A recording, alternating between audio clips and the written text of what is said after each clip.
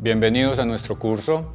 En el día de hoy vamos a reflexionar sobre la privatización de las economías y la privatización del Estado, siguiendo la idea principal de la autora Béatrice Hivot, una pensadora francesa que trabaja en el Centro Internacional de Investigaciones en París. Para abordar la reflexión de la profesora Hivot, hemos invitado el día de hoy al profesor Wilmar Martínez Márquez del Instituto de Estudios Políticos de la Universidad de Antioquia, quien desarrolla reflexiones sobre el tema de Estado en el grupo Hegemonía, Guerras y Conflictos de nuestro instituto. Como sabe usted, nuestra idea hoy es abordar las reflexiones de la profesora Béatrice Hivot sobre el Estado. Ella habla de que su enfoque se ubica en la formación continua del Estado. ¿Cómo entender el enfoque formación continua del Estado? Sí, muchas gracias por la invitación, profesora Adrián. Hay una profesora de la Universidad ICESI de Cali que tiene una afirmación muy acertada sobre esto, que dice que descriptivamente el concepto de Estado es problemático. Descriptivamente, no así normativamente, ¿cierto? Uno podría decir que Béatrice Hivot va a tener un enfoque distinto.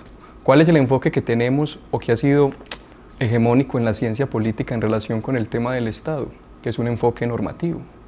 Ese enfoque normativo, ¿cierto?, hace ver el Estado como si fuera un ente, ¿cierto?, por encima de la sociedad, ente que se efectúa o se hace real en la administración pública. Una administración pública que tiene como tres elementos definitorios o decisivos o sustanciales. El primero de ellos es que está regida por normas vinculantes y abstractas. El segundo es que su estructura da cuenta de una jerarquía. Y el tercero es que esa jerarquía está ocupada por funcionarios que en la práctica lo que tienen que hacer es, ceñidos a la norma, llevarla a la realidad, ¿cierto?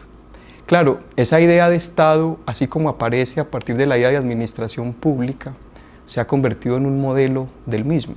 Max Weber, describiendo una forma en que el Estado operaba, ha sido como el autor, digamos, nodal de esa forma normativa del Estado, ¿cierto?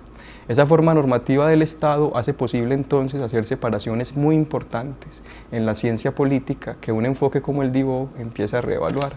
Una de ellas es esa separación entre público y privado.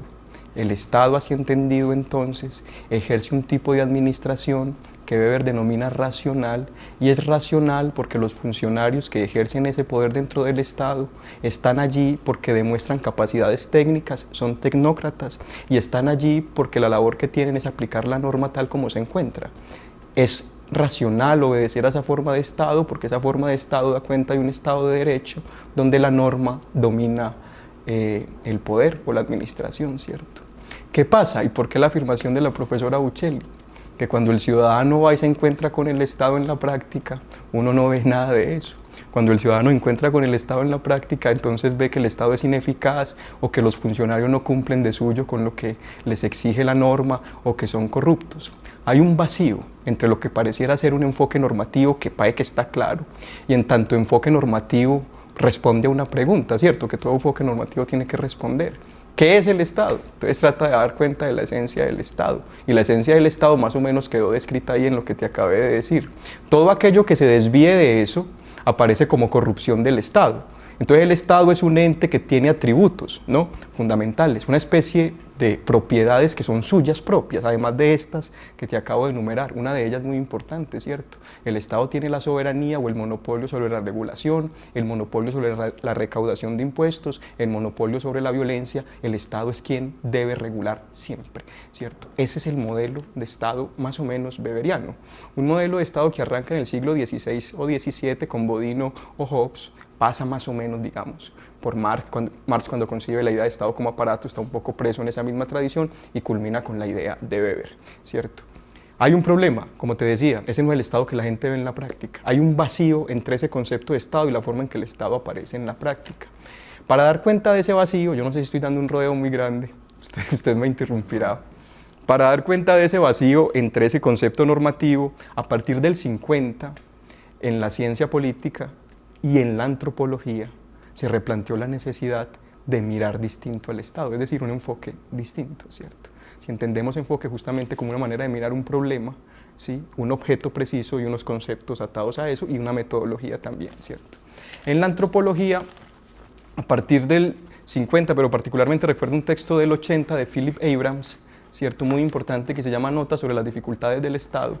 Y Abrams propuso la idea de que habría que hacer una suerte de estudio antropológico del Estado o de estudio, recordame el método de la antropología, o de estudio etnográfico, una suerte de etnografía del Estado. Justamente la etnografía, como la describe la antropología, consiste en dar cuenta de las prácticas culturales de determinados grupos sociales, ¿cierto? En este caso, lo que haría una antropología del Estado es atender, más que a la idea del Estado, a las prácticas como el Estado se lleva, ¿cierto? Eso por un lado. Por otro lado, la ciencia política estadounidense, también un poco tratando de cambiar el enfoque, empezó a hablar de la idea de considerar el Estado, más que como Estado, como un sistema político. David Easton, ¿no?, que tiene un texto del 53 que se llama Consideraciones sobre el sistema político, no recuerdo bien en este momento, justamente dice que hay un problema cuando tratamos de hacer como objeto de la ciencia política el Estado, porque el Estado tiene esa característica bastante inaprensible. Entonces Easton decía, hombre, la mejor forma para poder acercarnos a esto que tiene que ver con la dominación y el poder es no hablar de Estado, sino de hablar de la política como un escenario donde distintos grupos de poder disputan por posicionar sus intereses, ¿sí? Y esa disputa por posicionar sus intereses tiene la característica de que es traducida por una autoridad política en términos de repartición de valores. La autoridad política, a partir del poder que tienen los distintos grupos en lo que Easton denomina un sistema político, ¿cierto?, reparte valores. ¿Qué son los valores? Los valores son derechos, los valores son bienes, los valores son política pública, etcétera, ¿cierto? Eso da cuenta de las fuerzas que se dan dentro del Estado.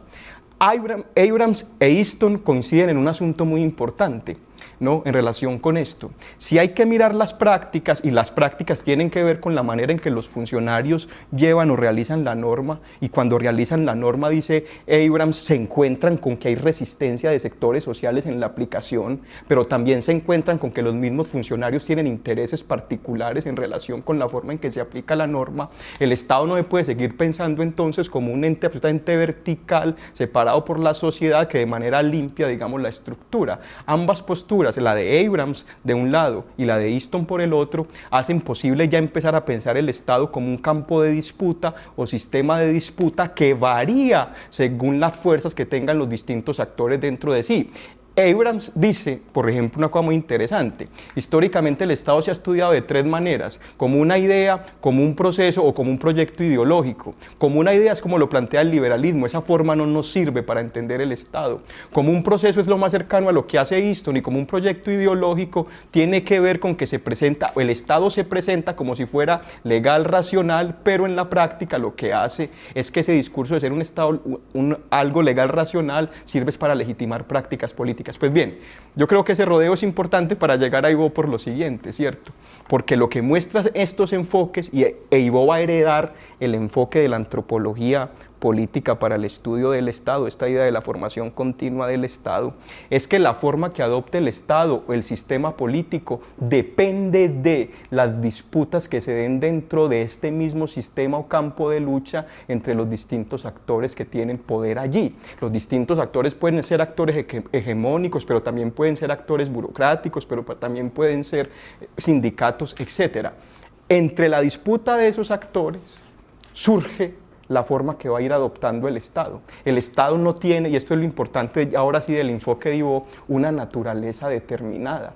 Justamente a partir de las disputas entre esos actores, pero también negociaciones entre sí, etcétera, el Estado va adoptando maneras y va variando a partir del poder que estos actores tengan. Eso es una formación continua del Estado, porque parte del supuesto de que el Estado se recrea, o ese campo de la política o de las decisiones políticas se recrea con base o debido a la forma en que se presentan las disputas entre los actores. Eso es muy importante entonces, porque uno ya no puede pensar lo siguiente: el Estado es algo que está allá afuera esperando a ser descubierto, como planteaba Abrams. Eso no puede ser así, porque el Estado más bien se piensa, y esto es muy importante, como un asunto de flujo de poder o de disputa por el poder, o más bien, para decirlo en términos de Ivo, que yo creo que esta es la clave, para preguntarse por el Estado, la pregunta tiene que ser no por lo que esencialmente constituyen sus atributos, sino por la manera en que se ejerce la dominación. Bien,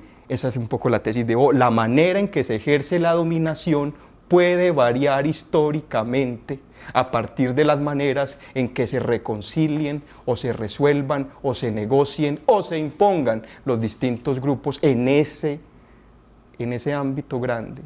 O sea, que a mí ya me da mucho miedo llamarlo, que a mí ya me da mucho miedo llamarlo Estado. Incluso, por ejemplo, Escalante, cuando le hace la introducción al texto de Ivo, parece más cercano a esta idea, ¿cierto? Ese concepto de Estado, más bien preguntémonos, yo creo que eso es un acierto de Escalante por la forma en que va adoptando la dominación, pero si quiere llamémoslo Estado, ¿cierto? La forma que adopta la dominación, ¿no? Ivo responde, Escalante en la introducción que hace el texto de Ivo es maravilloso, dice, al final la pregunta que tiene Ivo es muy sencilla, es la siguiente, ¿cómo se ejerce la dominación y quién la ejerce? ¿Cierto? Esa pregunta fue resuelta de una manera por un tipo de Estado weberiano. Bien, ese Estado burocrático donde la administración pública ejercía la dominación. ¿Cuál es el problema? Tomar esa forma en que Weber describió algo que más o menos estaba viendo y categorizarla o hipostasiarla mejor, convertir algo particular en algo general y llevarla a ser el canon de lo que es los estados, ¿cierto? Esa forma en que el Estado opera daba cuenta de un momento histórico determinado en que se resolvía el asunto de la dominación.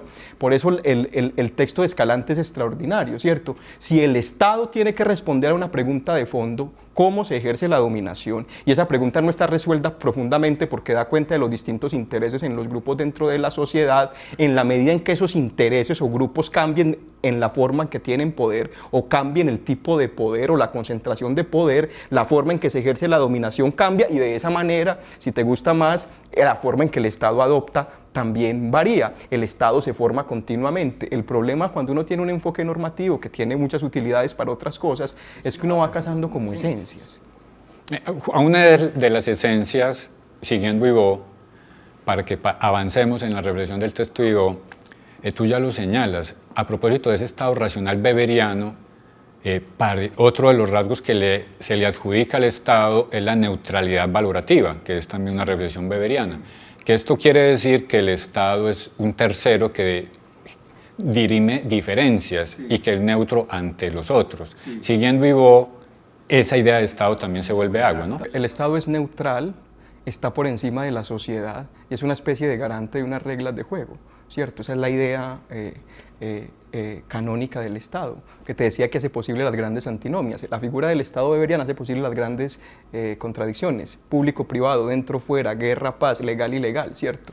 Entonces pareciera que el Estado diera cuerpo a todas estas primeras, a lo público, a lo legal, a lo lícito y que se ejerce dentro de sí, ¿cierto? Y que es neutral, ¿cierto? Y vos, por supuesto, replantea eso.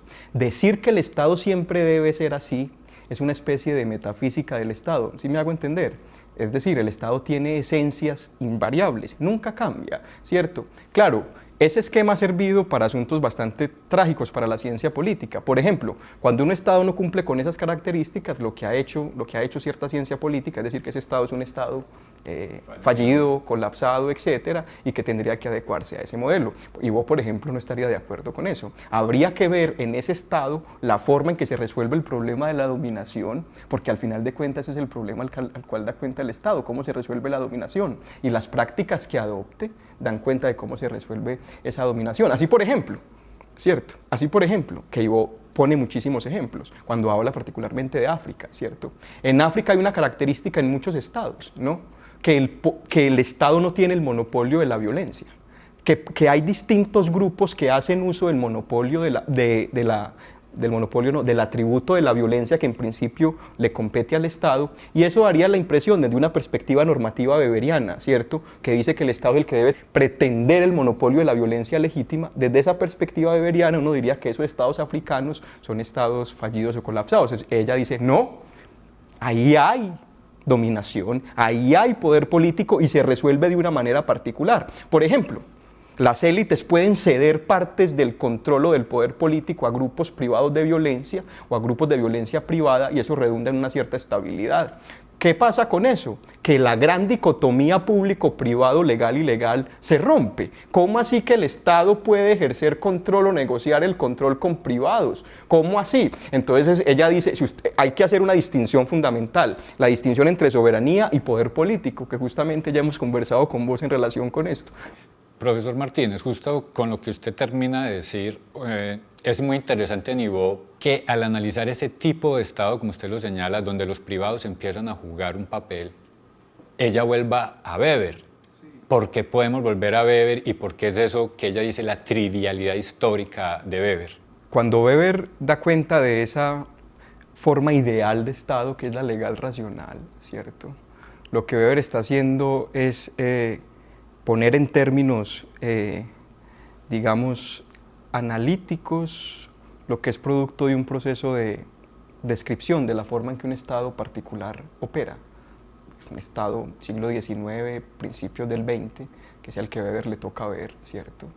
Es un Estado particular, y en ese Estado particular el problema de la dominación se resolvió a partir de una estructura administrativa con este carácter abstracto o con este carácter reglado por normas abstractas, con una jerarquía, con una distinción entre el funcionario y el puesto, etcétera, ¿cierto?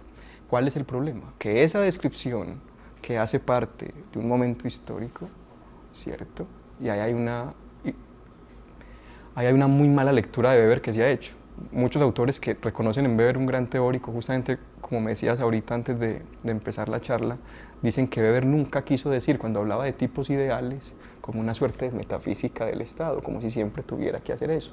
De hecho, Weber hablaba de otros tipos ideales de Estado, es decir, formas en que el Estado ha adoptado históricamente y él convierte eso como en modelos para permitir diferenciarlos uno de otros. Así, por ejemplo, Weber también habló de la dominación, como habló de la dominación legal racional, también habló de la dominación de carácter patrimonial, y eso es un tipo ideal. ¿Cómo así que tipo ideal? Es decir, crea un concepto que radicaliza en sus particularidades para hacerlo diferenciable de otro tipo de Estado o de otro concepto, ¿cierto? La característica, por ejemplo, del Estado patrimonial es que la administración, más que estar regida por reglas impersonales, la administración depende en lo fundamental, los cargos administrativos, de que el soberano entrega a manera de confianza esos cargos administrativos a unos grupos particulares de poder que ya ven en esos cargos administrativos o toman esos cargos como una forma o un medio para enriquecerse a ellos mismos, ¿cierto? Eso Weber lo teorizó, y Weber dijo particularmente que en el sistema feudal una forma en que se administraba era entregando cargos de esta manera para que señores feudales lograran administrar distintos territorios y el Estado central o el Estado o el soberano pareciera que se descargara en estos actores privados. Eso es un tipo de dominación que Weber también teorizó,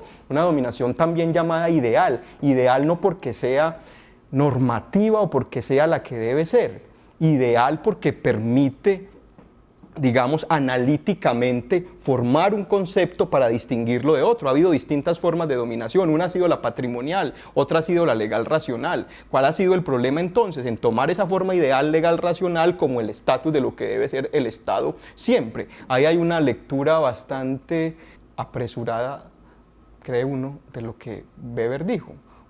Cuando un Estado no tiene un aparato burocrático consolidado, la forma de administrar de ese Estado es descargándose en privados, ¿no? En el medioevo eso se dio bastante, ¿cierto? Y pareciera que hoy, dice Ivo, hay formas no iguales, eso es imposible, pero hay formas que hacen posible hacer comparaciones. Voy hacia allá a propósito. Con eso, ¿cierto? Entonces, creo que a eso te referías con como titula ella la trivialidad histórica. La trivialidad histórica de Weber. Su categoría de Estado legal racional daba cuenta y eso se olvidó. En lo que tú acabas de señalar es muy interesante porque creo ahí está parte del argumento central de la afirmación de Ivo de que la privatización es una manera de gobernar o la privatización es otra forma de intervencionismo estatal. ¿Por qué la privatización permite que haya gobierno o Estado? Entonces la pregunta de Ivo ¿es que acaso esa descarga o privatización acaba el gran problema, que es el problema de la política, es decir, el problema de la dominación? No es una forma en que se puede dominar, no es una forma en que se ejerce entonces poder político. Justamente antes de la pregunta que me hacías, yo iba a hacer una distinción entre la idea de poder político o el gran problema que resuelve el Estado, que es la dominación, y la idea de la soberanía. E Ivo hace una distinción ahí que es supremamente importante. Si atribuimos a la figura del Estado la idea de soberanía, es decir, el Estado debe tener los monopolios sobre el cobro de impuestos, sobre el ejercicio de la violencia, etcétera, y siempre debe regular eso, pues evidentemente, y eso es la esencia del Estado, cuando tenemos estos escenarios, evidentemente ahí no hay Estado. Entonces Ivo dice, hay que separar el asunto de la soberanía, que equivale a un tipo de Estado que en algún momento, digamos, tuvo esos monopolios, del asunto de la dominación. Aun cuando el Estado no tenga esos monopolios, como pasa en muchos contextos hoy, uno no puede decir que la dominación política se acaba. Evidentemente la dominación es manifiesta. ¿O te parece que el problema de la dominación en esos contextos queda resuelto? ¿Te parece que el problema del mando y la obediencia queda resuelto? Al final lo que hace Weber, eso es lo que hay que recordar, e Ivo es heredera de esto, no es gratuito que lo que Weber desarrolla en su obra sea una sociología de la dominación. Y esa sociología de la dominación ha tenido distintos tipos ideales. Uno de ellos, el Estado patrimonialista. Otro de ellos, muy importante, el Estado legal racional, ¿cierto? Entonces, Ivo dirá, hombre, que haya privados puede obedecer a muchas cosas, pero en lo fundamental, que el Estado se descargue en privados para dominar, no anula la pregunta central a la que responde el Estado. La dominación. La dominación puede hacerse con base en privados de manera más expedita, más barata, más efectiva, etcétera, a partir de las realidades o de los acuerdos o conflictos que tenga una sociedad. Así, por ejemplo, no es extraño, que seguramente ya me vas a preguntar por eso, que en el Estado neoliberal, cuya característica es, entre otras, abaratar los costos que tiene la administración pública, de burócratas todos sostenidos por el Estado, no es gratuito que el Estado neoliberal tenga formas de intervenir los problemas sociales o tengan forma de intervención con base en privados que pueden hacer más barata esa intervención, más efectiva, más contundente, etc. Y justamente Achille Mbembe, en esto sí coincide de alguna manera con Ivo, dice que es que el gobierno se puede ejercer de manera privada, ¿no? No quiero pasar por alto una cosa. El enfoque normativo del Estado, ¿cierto?, le atribuye unos invariables o una esencia, por eso es casi esencias al Estado, ¿cierto? O metaempírico, ¿no? Eso es un enfoque normativo, ¿no? ¿Qué se tiene que conservar del Estado más allá de las diferencias históricas, ¿no? Un montón de atributos, fundamentalmente enfocados en la idea de soberanía, administración legal racional, etc. Si eso no se cumple, pues no hay Estado. Profesor Wilmar, me gustaría que profundicemos sobre la última parte de su intervención, porque efectivamente, como usted señala, Ivo nos hace una distinción muy importante para entender la idea de gobierno privado indirecto sobre esto de soberanía y poder estatal. Un asunto es que el Estado delegue en privado la regulación de ciertos campos y otra cuestión es que el Estado renuncia a ser el titular del poder. ¿Podemos entender así, Ivo? No puede renunciar al ejercicio de la dominación o del poder. Ese es propio es el problema que estamos tratando de resolver, ¿no? La forma de acercarnos a este fenómeno del Estado de la política tiene que partir del supuesto de la dominación o del poder. Si bien es cierto que se puede conceder o concesionar, regular ciertos ámbitos, la política tiene que ver siempre, y el poder político o el Estado tiene que ver siempre con la expedición o emisión de decisiones vinculantes, y eso es irrenunciable al Estado. En la práctica, para aplicar esas decisiones vinculantes que están respaldadas, por eso que se llama el poder político, se puede descargar eso en privados. Pero a lo que no puede renunciar o lo que no se puede perder en la idea de política es que justamente consiste en la expedición o emisión de decisiones vinculantes, de poder, de capacidad de modificar conductas para. Eso es en lo fundamental la idea que no se pierde, ¿no? La idea de dominación, ¿cierto? La dominación o el poder, digamos, tiene como dos aristas o dos vertientes, ¿no? El poder como posesión de recursos, y posesión de recursos, uno de ellos que es la violencia, otro de ellos que es lo económico, otro de ellos que es el poder simbólico, posesión de recursos que ubican, digamos, en cierta posición de superioridad en relación con las decisiones que se adoptan. Nunca está superado el problema de la imposición de unas voluntades sobre otras. Eso es esencial en todo esto.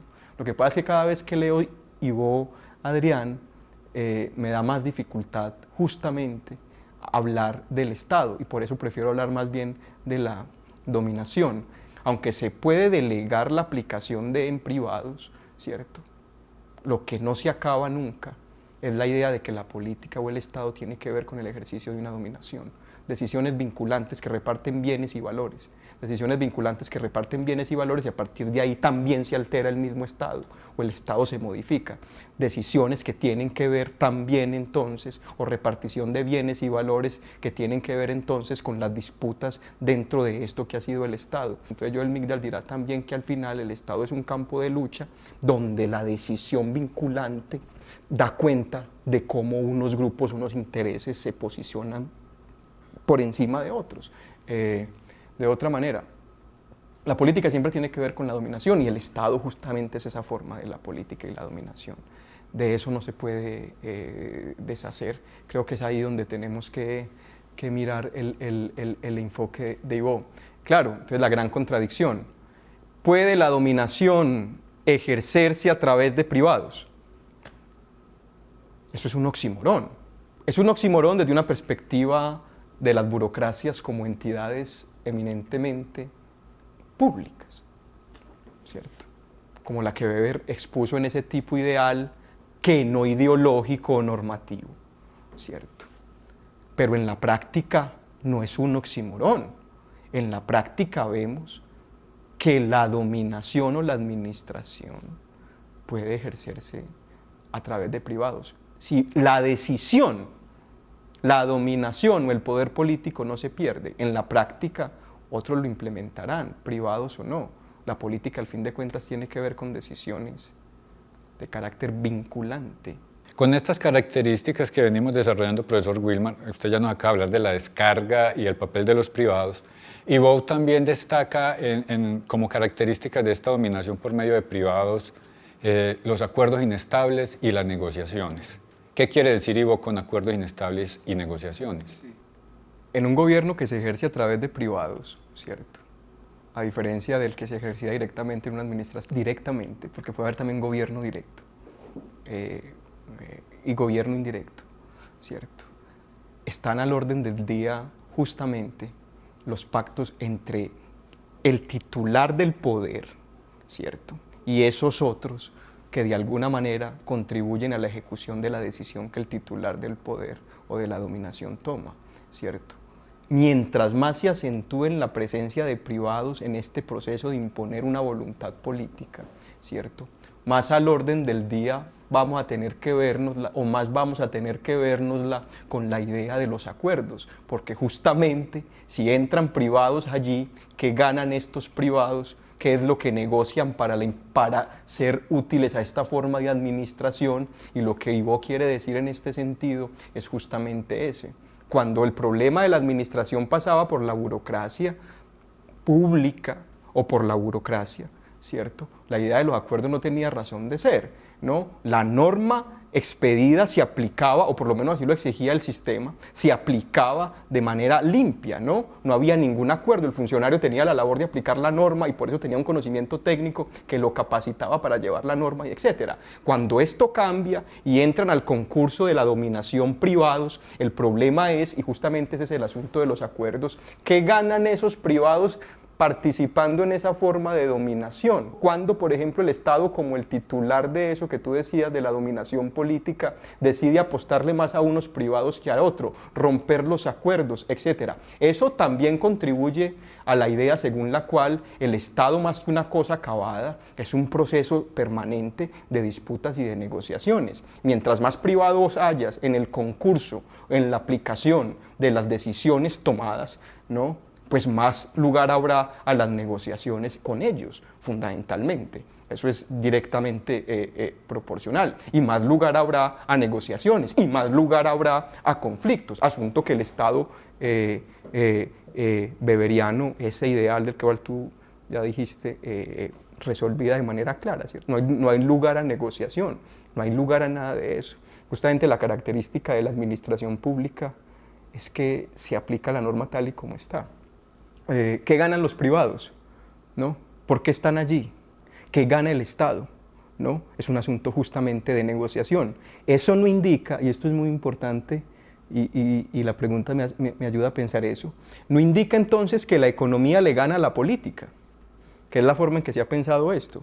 Y no indica que la economía le gana a la política porque al final de cuentas el mismo asunto está en el fondo, la dominación, ¿no? Justamente eso ahí, eso nunca se acaba. Es decir, y esto es muy importante con Ivo, y seguramente tú lo has trabajado más en detalle que yo, esta forma de dominación no implica la retirada o el fin de la dominación, ¿no? O lo que ella critica allí, citando ese texto de Susan Strange, ¿no? Esos teóricos que después del 90 empezaron a decir que lo que estamos visitando es una retirada de lo político del Estado y una hegemonía del mercado, ¿cierto? Es decir, una hegemonía, qué sé yo, del libre intercambio, de lo económico, etcétera, ¿no? Pues eso es una falacia. Es una falacia porque el problema de la dominación siempre está presente allí. Ese nunca se ha superado. Y si algo tiene que decir la política, es que la política da cuenta justamente de la dominación. La pregunta es, ¿el Estado neoliberal acaba la dominación? En el Estado neoliberal hay una supuesta retirada del Estado. En el Estado neoliberal no, y una hegemonía del mercado. Y el mercado, a diferencia del Estado, se caracteriza pues para los ideólogos del mercado porque más que dominación, los bienes, derechos o recursos se dan por un acuerdo libre entre las partes, ¿cierto? El mercado, a diferencia de la política, tiene un carácter más de tipo horizontal que de carácter vertical. La política siempre está asociada con formas verticales, ¿cierto? Efectivamente, en el neoliberalismo entonces, como el mercado gana, pues lo que tenemos es una suerte de repartición de bienes o de resolución de los conflictos por vía horizontal, donde la dominación entonces es cada vez menor o menos importante, y etcétera. ¿Eso es real? ¿El Estado neoliberal acaba con el problema de la dominación?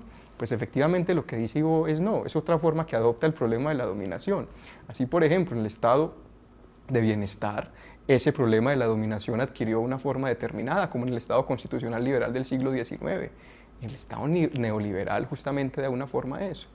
Profesor Wilmar, en esta última parte, de hecho usted ya está señalando algunas críticas a este modelo. Con Ivo puede pasar lo siguiente, que al leer la reflexión de Ivo, como en principio es muy descriptiva o intenta ser descriptiva, el lector y para nuestro caso los estudiantes se vean tentados a pensar que allí no hay una crítica justamente a lo que usted señala, el modelo neoliberal. ¿Sí? Pero cuando uno lee a Ivo, lo que encuentra o halla en su reflexión es que hay una profunda crítica justamente a ese modelo de Estado que algunos denominan neoliberal. Entre una de esas, si no estoy mal, y me gustaría que usted abordara esta reflexión, ella dice que finalmente el Estado neoliberal no logra hacer uno de sus propósitos, que es justamente ser un Estado pequeño, disminuido en funciones y disminuido en el tamaño. ¿En qué quiere decirnos Ivo cuando hace ese tipo de afirmación, si la hemos entendido de manera correcta? Claro, lo que pasa es que hay una asociación al Estado neoliberal con que el Estado se deshace de responsabilidades que antes tenía, y esto hace que el Estado sea de alguna manera más barato o menos Estado, y hace pensar entonces también en que la idea de dominación también se ve restringida. Así, por ejemplo, el Estado lleva a ámbitos privados asuntos que en principio le competían a él, por ejemplo la educación, ¿cierto? Entonces la educación, una de las características del Estado neoliberal, ¿no?, es que ya no presta servicios que antes prestaba el Estado de bienestar, ¿cierto? La pregunta es si eso implica o no ciertas formas de intervención del Estado, ¿no? Así, por ejemplo, el Estado interviene para hacer que ámbitos que en principio eran de carácter público devengan de carácter privado. El Estado genera formas de intervención. Así, por ejemplo, promueve, ¿no?, que un ámbito como el de la educación, ¿no?, que en principio él lo tenía todo, ¿no?, pase a ser un ámbito privado, interviene y lleva formas en que eso se da. Entonces, hombre, yo creo que el Estado neoliberal aparentemente sí se retira de ciertos ámbitos, pero eso no indica, y justamente siempre hago énfasis en eso, que esa retirada implique la ausencia de dominación. La dominación, y este es el aporte de Ivo, o los oficios del Estado, y este es el aporte de Ivo, puede ser ofrecido por el Estado directamente o indirectamente.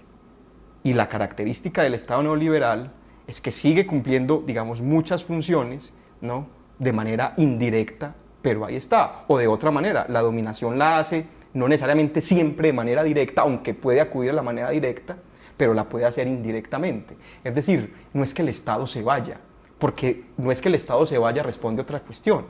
No es que la dominación política deje de existir. La presencia de más privados implica que la dominación política deje de existir. Eso no es real. La presencia de privados puede ser una forma más expedita en que la dominación puede darse. Esa es la idea un poco de Ivo. Y la administración entonces puede darse por esa vía, y no por la vía burocrática, administrativa, etcétera, del gran aparato del Estado. Sigue habiendo dominación, sigue habiendo tareas del Estado, ¿no?, pero se cumplen a partir de la funcionalidad o a partir de la presencia de privados. Entonces yo no sé, y esto es lo que me preguntabas, si la idea neoliberal de menos Estado está. La pregunta es, bueno, para responder esa pregunta tenemos una vía. Hay menos dominación. El Estado neoliberal implica menos dominación, menos... Yo creo que no. Muy bien, profesor Wilmar Martínez, le agradezco su presencia en este espacio. Yo espero que nuestros estudiantes, al escuchar este diálogo, particularmente la reflexión del profesor Wilmar Martínez, se les haga más familiar y asequible las reflexiones de la profesora Beatriz Ivo sobre el gobierno indirecto privado y el papel que juegan allí los privados, configurando una nueva forma de dominación que algunos denominan el Estado neoliberal.